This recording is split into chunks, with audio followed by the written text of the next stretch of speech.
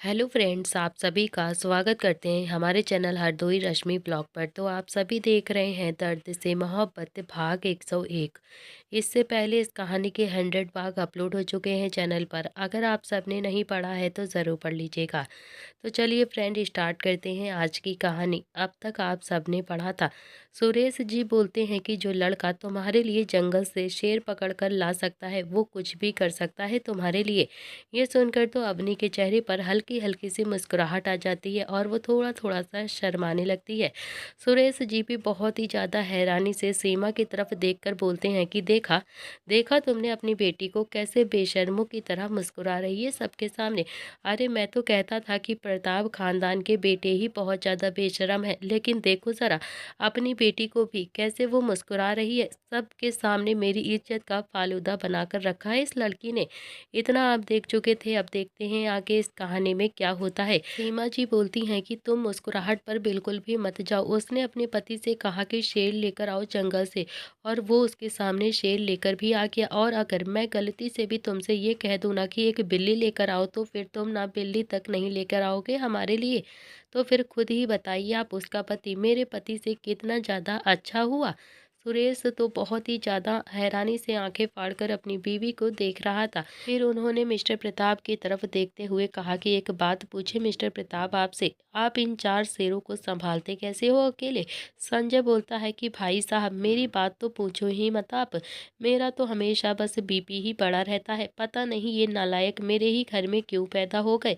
अरे एक दो होते तो संभाल लेता मैं आराम से इन लोगों को, लेकिन चारों को चारों बहुत ही ज़्यादा नालायक है। एक भाई ने कुछ बोल दिया ना तो फिर तीनों ही भाई उसके साथ आकर खड़े हो जाएंगे।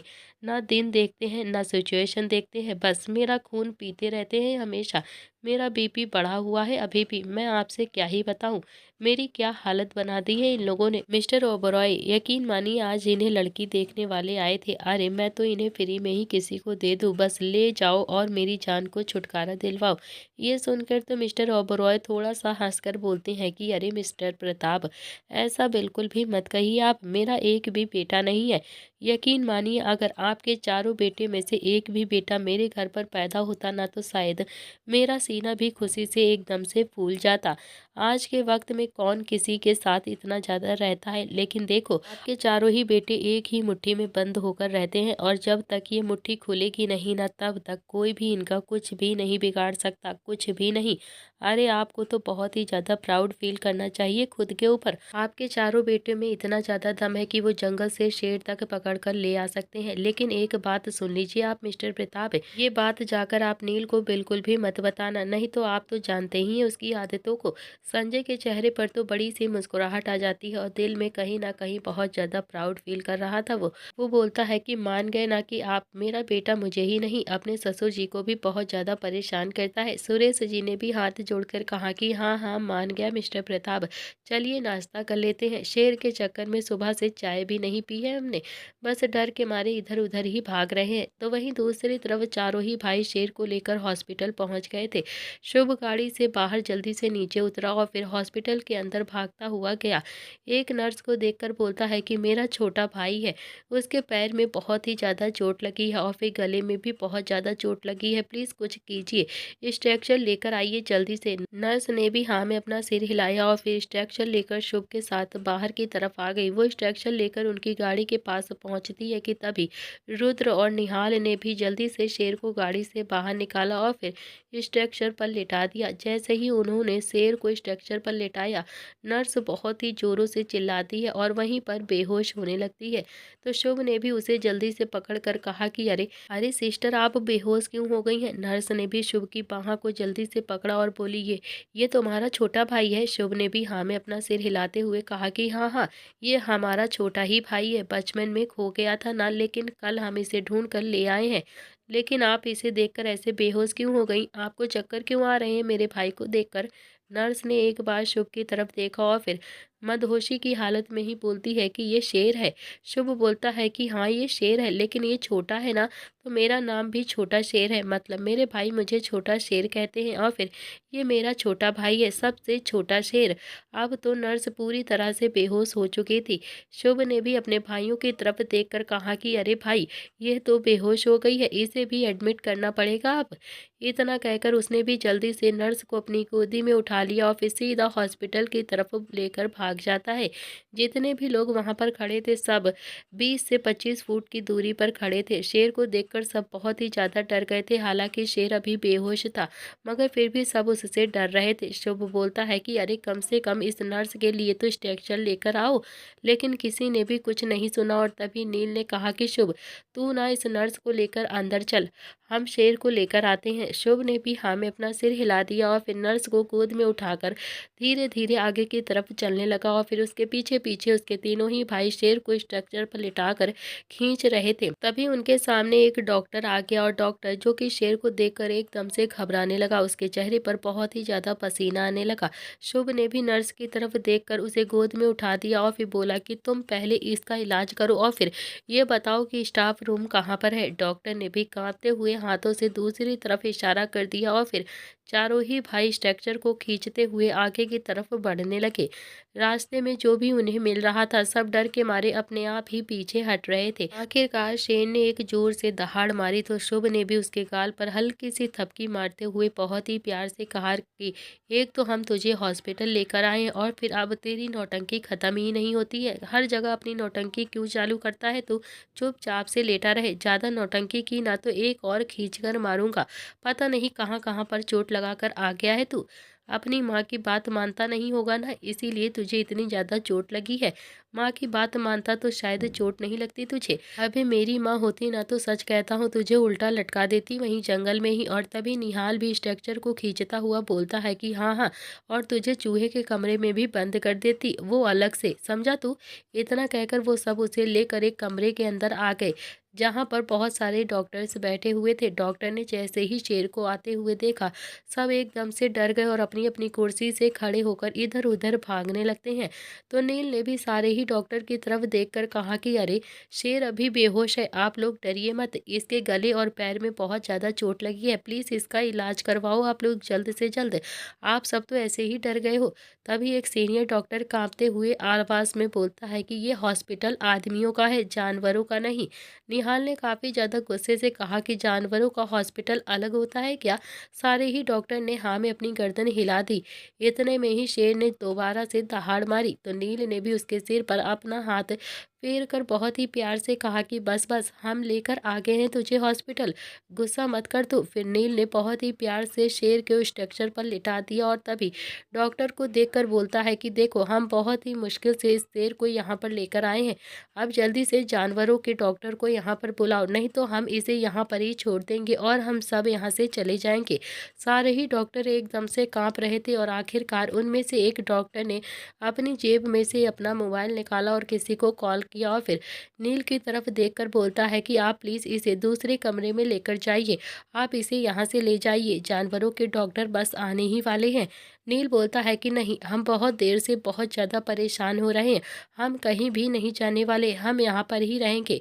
इतना कहकर वो सब शेर के पास ही आकर खड़े रहते हैं और फिर उसके शरीर को हल्के हल्के से सहलाते रहते हैं ताकि उसे ज़्यादा दर्द ना हो। आखिरकार वहाँ पर 3-4 डॉक्टर आ गए और फिर उन्होंने चारों ही भाइयों की तरफ देखा, जो कि बिना किसी प्रोटेक्शन के शेर के पास आराम से खड़े हुए थे।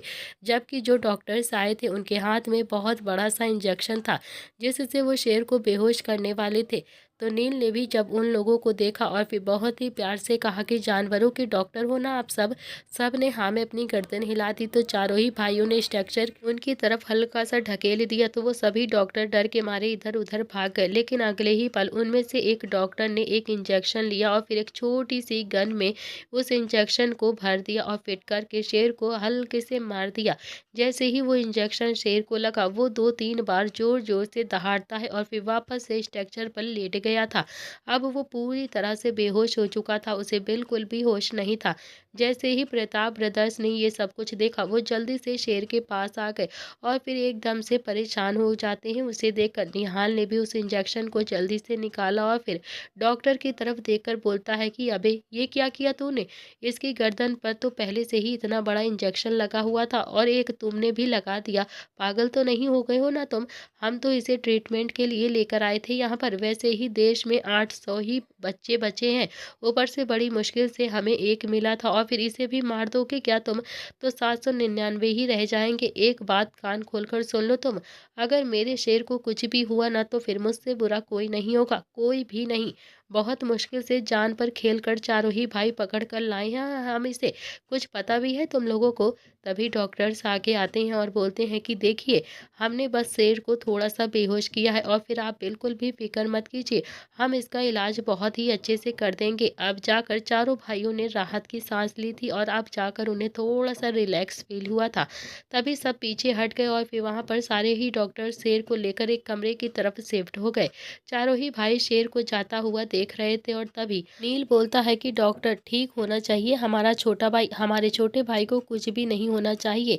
इसकी वजह से ही मेरा घर बसा है, इसी ने ही मेरा घर बसाया है। मैं इसको अपना घर बसा हुआ दिखाना चाहता हूँ, समझ गए ना तुम? डॉक्टर बहुत ही ज्यादा हैरानी से नील की तरफ देखते हैं तो नील भी अपनी गर्दन को हल्का सा झुकाकर कहता है कि हाँ भाई, बहुत ही लंबी कहानी है मेरी, तू नहीं समझेगा बिल्कुल भी। बस तू मेरे सिर को बहुत ही अच्छे से ठीक कर दे, भाई है वो हमारा। डॉक्टर ने भी हाँ में अपना सिर हिला दिया और फिर चारों ही भाई गर्दन चटकाते हुए अपने हाथ से अंगड़ाई तोड़ते हुए बाहर की तरफ आ गए और फिर एक दूसरे की तरफ देखने लगते हैं। रुद्र बोलता है कि तो फाइनली तुमने अवनी को पटा ही लिया, अब तो अवनी हमारे घर पर आ ही जाएगी। नील बोलता है कि अरे, वो बहुत ही ज़्यादा टेढ़ी चीज़ है यार, इतनी आसानी से नहीं आएगी। तू नहीं जानता है, मैं बहुत अच्छे से जानता हूँ उसे, लेकिन मैंने भी उसे हर जगह पर घेर लिया है। अब उसके पास कोई भी दूसरा ऑप्शन नहीं है, पर फिर भी कोई ना कोई तकड़मबाजी तो लगाएगी वो मेरे साथ ना आने की। खैर छोड़ो, जब हम इतना सब कुछ कर सकते हैं तो इससे आगे भी बहुत कुछ कर लेंगे, वो हमारा कुछ भी नहीं कर सकती है। तो वहीं दूसरी तरफ सुरेश और संजय दोनों ही सोफे पर बैठे हुए थे। सुरेश तो अभी भी नील की तारीफ ही किए जा रहा था और कहीं ना कहीं संजय को बहुत ही ज़्यादा प्राउड भी फील हो रहा था अंदर ही अंदर। संध्या भी संजय की तरफ ही देख रही थी और महसूस भी कर रही थी कि संजय के अपने बेटों की तारीफ सुनकर कितना ज़्यादा गर्व महसूस हो रहा है। आखिर गर्व होता भी तो क्यों ना होता, चारों ही भाई शेर को पकड़कर जो लेकर आए थे, जो आम इंसान के बस में तो बिल्कुल भी नहीं थी, जो शायद अच्छा खासा इंसान भी नहीं कर सकता था, और तो और इलाज करने के लिए उसे हॉस्पिटल भी लेकर चले गए थे। सच ही कहा था सुरेश जी ने कि अगर उनमें से एक बेटा भी उनके घर पैदा होता तो शायद वो तो एकदम से धन्य ही हो जाते।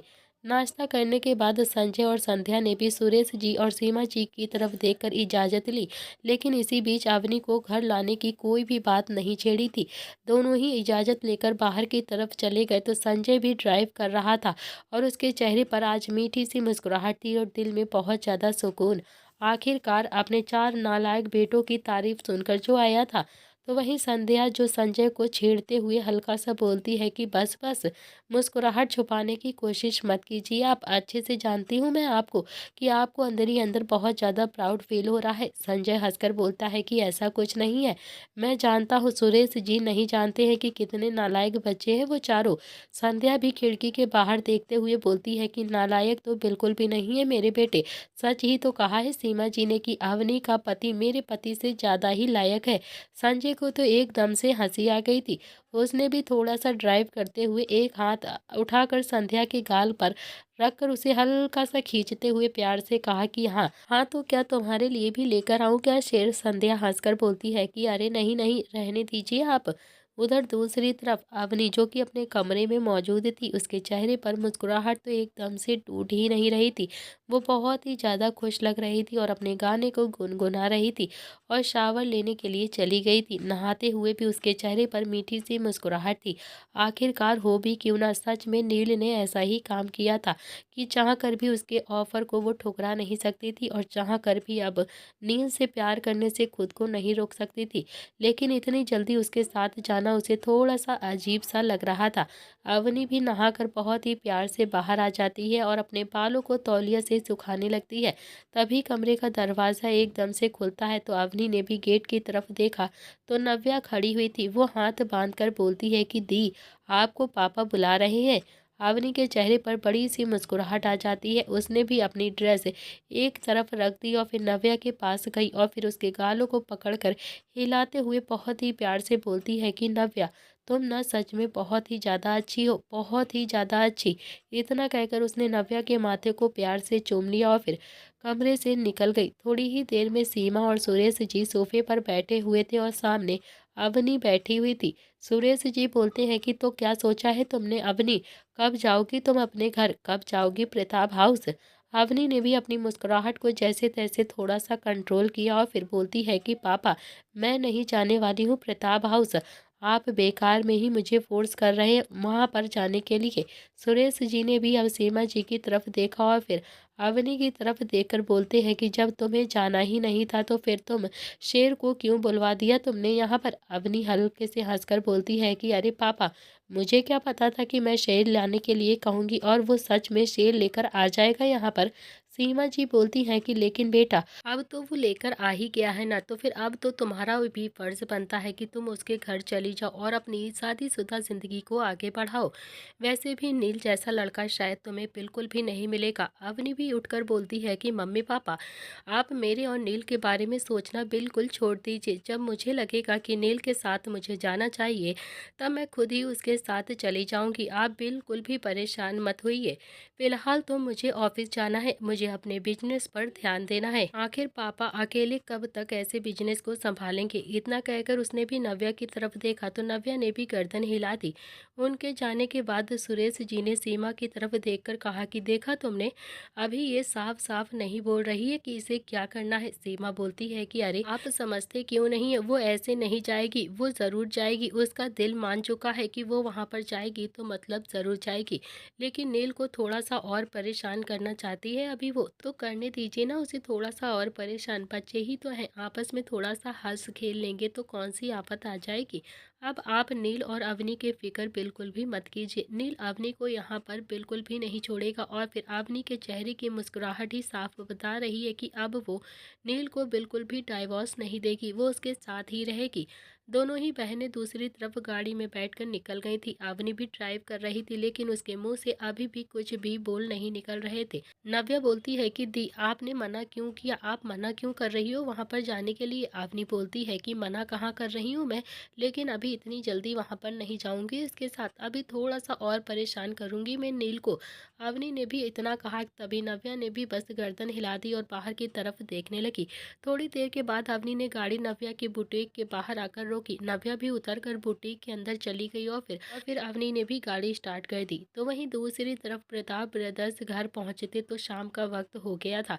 चारों ही बाहर अभी खड़े हो गए थे और अंदर जाने की हिम्मत किसी की भी नहीं हो रही थी। सबको पता था कि अंदर गए तो मतलब दांत टूटना तो तय ही है सबके। चारों ही अब लोहे के गेट के पास आकर चुपचाप से खड़े हो गए थे कि तभी वहां पर एक गाड़ी आकर रुकती है और उसमें से कुछ आदमी उतरे। ये वही लोग थे जो सुबह आए थे और उन्होंने ही कहा था कि शाम को वो वापस से आएंगे। चारों ही भाइयों ने जब उन आदमियों की तरफ देखा तो एक एक करके पैर को छू लिया। पांचवा आदमी चारों भाइयों की तरफ देख रहा था। नील ने एक आदमी की तरफ देखते हुए कहा कि बाबा, आप यहाँ पर कुछ काम था क्या? तो बाबा बोलते हैं कि हाँ, तुम्हारे पापा से सुबह मिलने के लिए आया था, इसीलिए अभी भी आया हूँ। लेकिन तुम्हारे पापा सुबह बहुत ही ज्यादा गुस्से में थे ना, शायद तुम चारों पे ही बहुत ज्यादा भड़क रहे थे। क्यों करते हो ऐसे काम कि तुम्हारे पापा तुम पर इतना ज्यादा गुस्सा करें? शुभ बोलता है कि बाबा, आप तो जानते ही हो ना पापा की आदत को, उन्हें तो बस बिना बात के ही गुस्सा करने की लगी रहती है। बाबा ने भी शुभ की तरफ देखकर थोड़ा सा मुस्कुरा कर कहा कि बिना बात तो गुस्सा किया नहीं होगा उन्होंने तुम पर, कुछ तो तुम लोगों ने उल्टा सीधा काम किया ही होगा। तभी रुद्र बोलता है कि बाबा, हम एक शेर को पकड़कर ले आए थे। और ये सुनते ही बाबा की आंखें तो हैरानी से फैल गई थी। रुद्र भी झूठ नहीं बोलता था, इसीलिए उन्हें भी यकीन हो गया था कि सच में वो सच ही बोल रहा है। इतने में ही निहाल भी एकदम से बोलता है कि हाँ बाबा, सच में हम एक शेर को पकड़कर ले आए थे। पापा ने हमारी तारीफ तो की नहीं, बिल्कुल उल्टा हम पर ही गुस्सा करने लगे। भला ये क्या बात हुई, आप ही बताइए। तभी संध्या की नजर अचानक से गेट पर गई, जहाँ पर सब लोग खड़े होकर आपस में ही बातें कर रहे थे। संध्या ने भी जल्दी से अपनी साड़ी का पल्लू अपने सिर पर रखा और फिर जल्दी से गेट के पास आ जाती है। उसने भी वॉचमैन से गेट खोलने के लिए कहा, तो वॉचमैन ने भी गेट को खोल दिया और फिर वो आदमी भी सीधा अंदर की तरफ आ गए।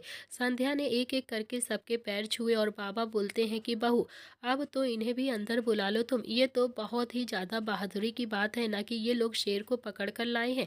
संध्या ने भी बस हाँ में अपनी गर्दन हिला दी और चारों ही बेटों की तरफ देखकर बोलती है कि अब अंदर आओगे या फिर तुम्हारे पापा को बाहर भेजूं तुम लोगों को लाने के लिए। लेकिन फिर भी चारों ही वहां पर खड़े रहते हैं।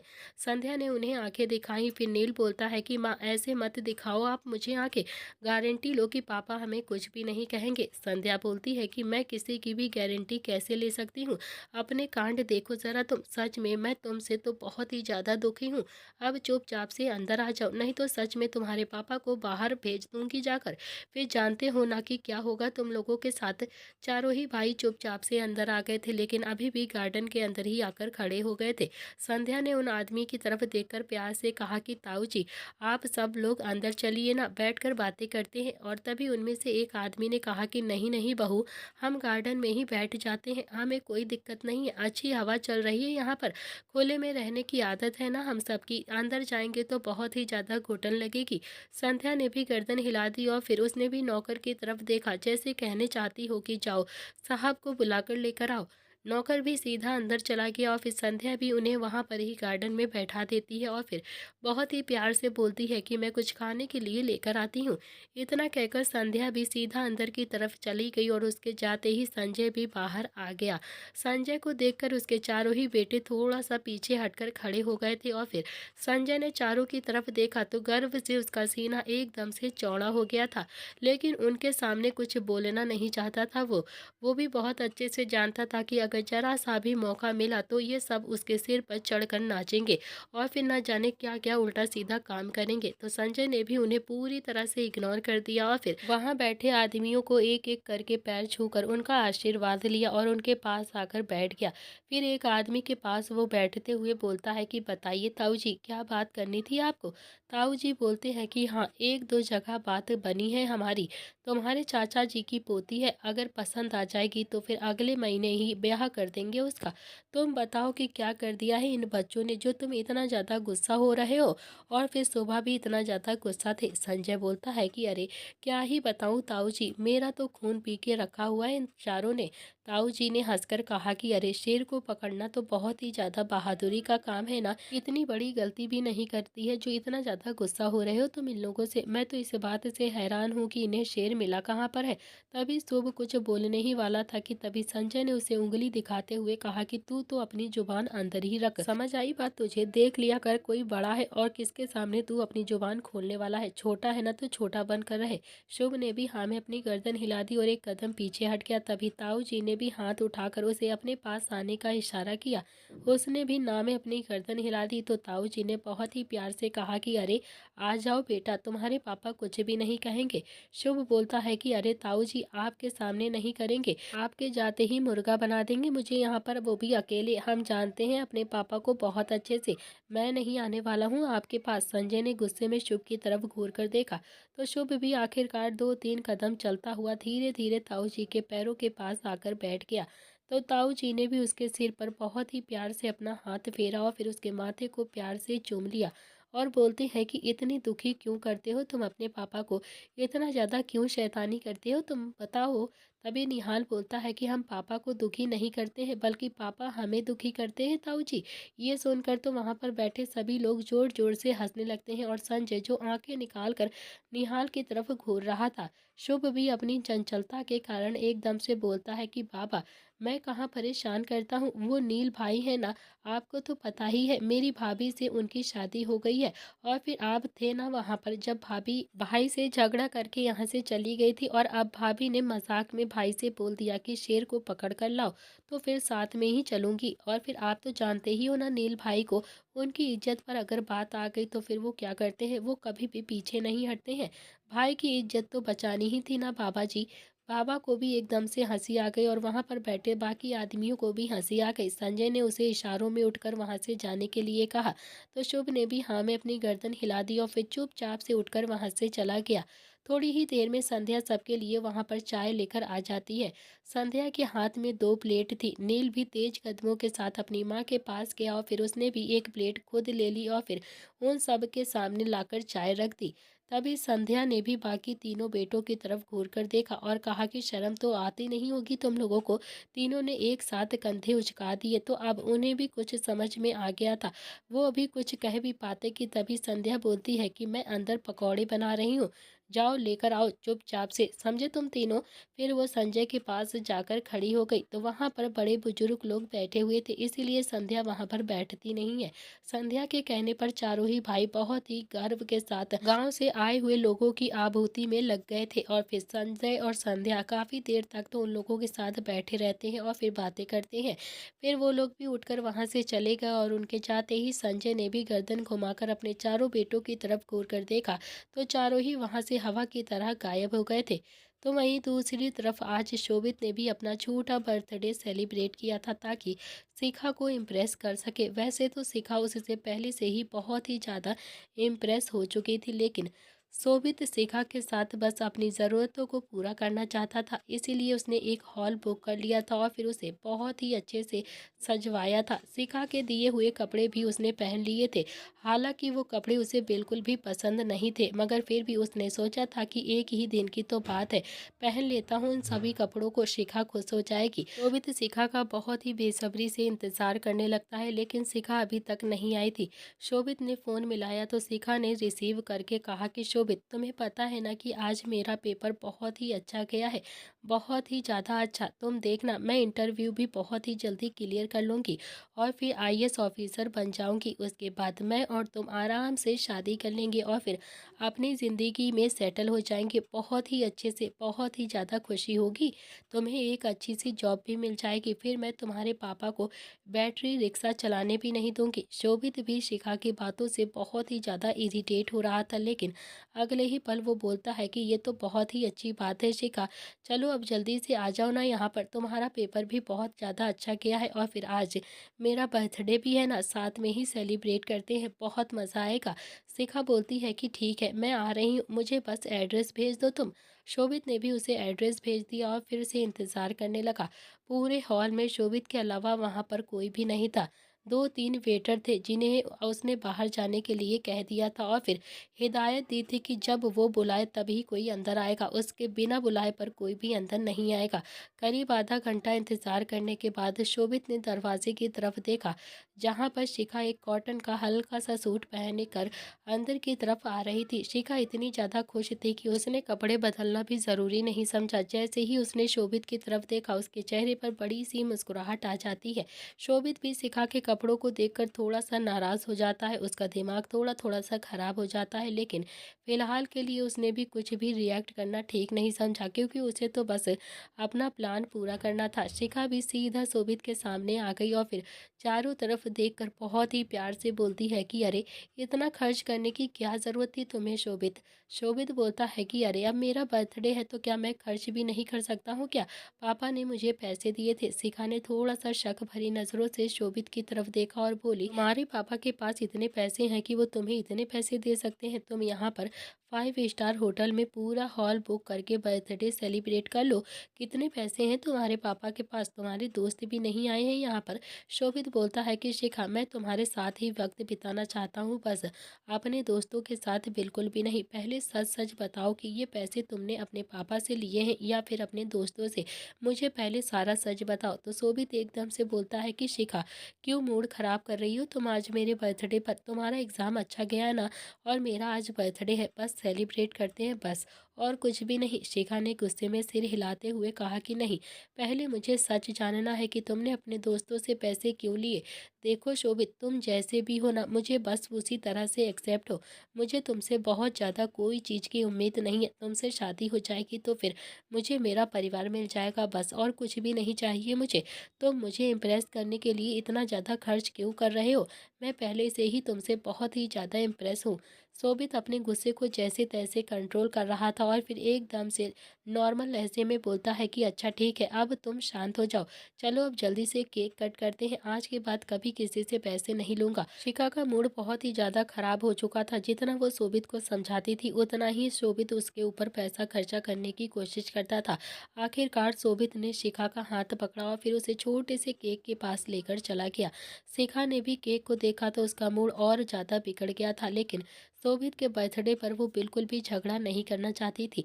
शोभित ने भी केक को काटा और फिर शिखा को पहला टुकड़ा खिला दिया। शिखा ने पहली बार इतना स्वादिष्ट केक खाया था, लेकिन फिर भी उसे बिल्कुल भी अच्छा नहीं लग रहा था और कहीं ना कहीं उसके मन में बहुत ही ज़्यादा घबराहट थी कि शोभित अपने दोस्तों से बहुत ही ज़्यादा पैसा लेता है और एक दिन एकदम से मुसीबत में फंस जाएगा। उसे क्या पता था कि शोभित इतना अमीर है कि वो दोस्तों को उधार दे सकता है, बल्कि उनसे पैसे कभी नहीं मांगता है और उनसे तो कभी मांगेगा भी नहीं। शोभित ने भी चुटकी बजाई और फिर म्यूजिक ऑन हो गया। उसे लग रहा था कि आज जब वो शिखा को बताएगा कि वो बहुत ही ज़्यादा अमीर है, तो शिखा उससे और भी ज़्यादा इम्प्रेस होगी और शायद उसके साथ बेड तक भी आ जाएगी। लेकिन शोभित पूरी तरह से गलत था। उसे तो बिल्कुल अंदाज़ा भी नहीं था कि शिखा उसे हमेशा नफरत करेगी और उसे छोड़कर चली जाएगी। थोड़ी ही देर में म्यूजिक शुरू हुआ और शोभित ने भी शिखा को डांस के लिए अप्रोच किया। शिखा भी मुस्कुराकर बोलती है कि मुझे डांस करना नहीं आता है। शोभित ने शिखा की कमर पर हाथ डालकर उसे अपने करीब खींचते हुए कहा कि तो ठीक है, मैं सिखा दूंगा तुम्हें डांस। इतना कहकर वो शिखा को हल्के हल्के से स्टेप सिखाने लगा और फिर शिखा भी बहुत ही ज़्यादा खुश होकर डांस सीखने लगी। कुछ देर डांस करने के बाद शोभित ने बहुत ही प्यार से कहा कि तुमने मुझे बर्थडे गिफ्ट नहीं दिया। शिखा ने उसकी शर्ट की तरफ इशारा करते हुए कहा कि भूल गए तुम, ये मैंने ही दिया है तुम्हें पहनने के लिए, वो भी तुम्हारे गिफ्ट के तौर पर। शोभित बोलता है कि हाँ, मुझे ये पसंद नहीं आया है बिल्कुल भी। शिखा मुस्कुराकर बोलती है कि तो फिर पहना क्यों तुमने? शोभित बोलता है कि वो तो मैंने तुम्हारा दिल रखने के लिए पहन लिया था। शिखा हंस पड़ती है और बोलती है कि अच्छा, तुम्हें दिल रखना आता है क्या? शोभित ने हाँ में अपनी गर्दन हिला दी और फिर दोनों ही फिर से डांस करने लगते हैं। थोड़ी देर के बाद शोभित ने मोबाइल में किसी को मैसेज किया और फिर कुछ देर में एक वेटर एकदम से शैंपेन की बोतल लेकर आ जाता है। शिखा की आंखें तो एकदम हैरानी से चौड़ी हो गई थी। उसे तो पता भी नहीं था कि शैंपेन कंपनी महंगी होती है, लेकिन इतना जरूर जानती थी कि वो बहुत ही ज्यादा महंगी होती है। उसने शक भरी नजरों से शोभित की तरफ देखा तो शोभित बोलता है कि प्लीज शिखा, आज नहीं, बिल्कुल भी। आज बस हम सेलिब्रेट करेंगे अपनी लाइफ को, अपने मोमेंट को। उसने बोतल हिलाकर खोली और फिर जिससे पूरी शैंपेन उसके ऊपर ही एकदम से शिखा के ऊपर गिर गई। तो शोभित तो बहुत ही ज़्यादा खुश हो गया था, लेकिन शिखा बहुत ही ज़्यादा परेशान हो गई। इतने में ही शोभित के दोस्त भी वहाँ पर आ गए और फिर उनके साथ कुछ लड़के और लड़कियाँ भी थे। सबने अभी शोभित के बर्थडे को उसे विश किया और फिर शोभित ने सबको शैंपेन पिला दी और फिर आखिर में 2 गिलास में अपने और शिखा के लिए भी डाली। उसने भी गिलास शिखा की तरफ बढ़ाया तो शिखा हैरानी से उसे देख रही थी। उसे नहीं पता था कि शोभित ऐसे शौक भी रखता है। ये सब उसके स्टैंडर्ड से बिल्कुल भी मेल नहीं खाता था, लेकिन कुछ भी ना रिएक्ट करके उसने भी गिलास को पकड़ लिया और तभी शोभित ने भी शिखा के कंधे पर अपना हाथ रखते हुए बहुत ही प्यार से कहा कि तो अब वक्त आ गया है सबको सच बताने का कि मैं और शिखा एक दूसरे के साथ रिलेशनशिप में है। हम दोनों ही एक दूसरे से बहुत ज़्यादा प्यार करते हैं।